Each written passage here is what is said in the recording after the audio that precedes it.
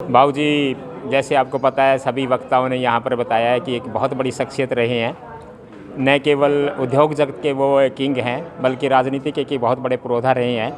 और जैसे वक्ताओं ने बताया कि वो एक बहुत ही बोल्ड यानी कि फैसले लेने वाले व्यक्ति थे। उन्होंने जो रास्ता दिखाया है, उनके सुपुत्र श्री नवीन जिंदल सांसद जी उनके दिखाए गए रास्ते को पर चल रहे हैं और समाज सेवा के बहुत अच्छे कार्य कर रहे हैं।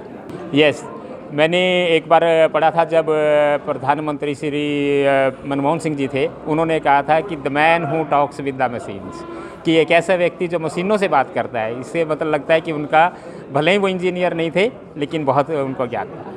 आज उनके दिन पर कोई विशेष यहाँ पर आज वैसे तो हल्के में भी लोग अलग अलग अपनी जगह पर ये प्रोग्राम कर रहे हैं, पुण्यतिथि मना पे मतलब पुष्पांजलि कर रहे हैं।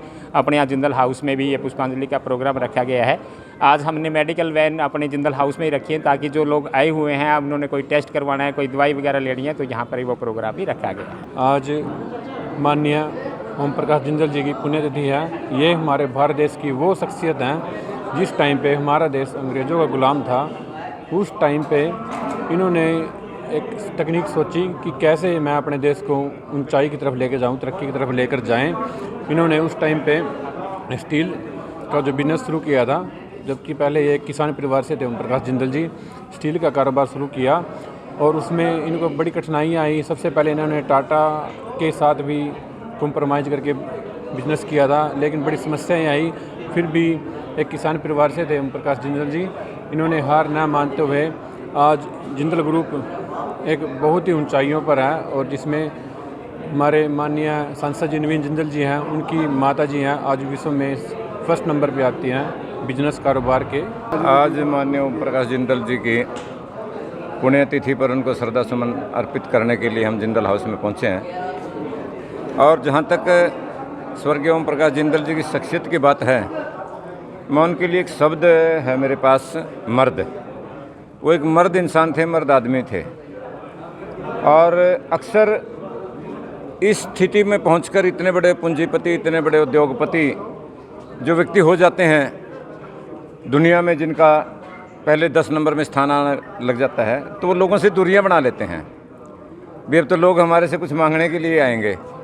लेकिन जिंदल साहब का स्वभाव ऐसा था, वो राजनीति में क्यों आए, भी लोगों से घुलने मिलने के लिए, भी लोग मेरे पास आएँ, मैं लोगों के घर जाऊं, ये उनका राजनीति में आने का मकसद था। और नहीं तो जिंदल साहब को राजनीति की ज़रूरत नहीं थी, राजनीति को जिंदल जैसे लोगों की ज़रूरत है। भी जो एक घराना, जो एक व्यक्ति एक बाल्टी तसड़े बनाने से लेकर के इस मुकाम तक अपने बिजनेस को पहुंचा देता है, अपनी फर्म को पहुंचा देता है, कि भी वो आज कहीं हमें भी जिंदल साहब के जहाज़ भी बन रहे हैं, जिंदल साहब के अगर कुछ भी बन रहा है तो कोई बड़ी बात नहीं होगी, जब सरिया गाटर जैसे बन रहे हैं ना। तो ऐसे व्यक्ति जब राजनीति में आ जाते हैं तो वो इस प्रदेश को भी ऊंचाई पर ले जा सकते हैं, जो अपने बिजनेस को बढ़ा सकते हैं। उनके अंदर क्षमता होती है, उनके अंदर मादा होता है। और हम इसमें उन्हीं के दिखाए रास्ते पर, हमारे सांसद माननीय नवीन जिंदल जी उनके रास्ते पर चल रहे हैं। कोई इनके अंदर देखिए पैसे का घमंड, राजनीतिक रुतबे का घमंड नहीं है। राजनीतिक का रुतबा होते हुए, इतना बड़ा पैसे का अंबार होते हुए भी वो साधारण ज़िंदगी जीते हैं, अपने खान पान का, अपने व्यवहार का बड़ा संयम रखते हैं। ये बहुत बड़ी बात है।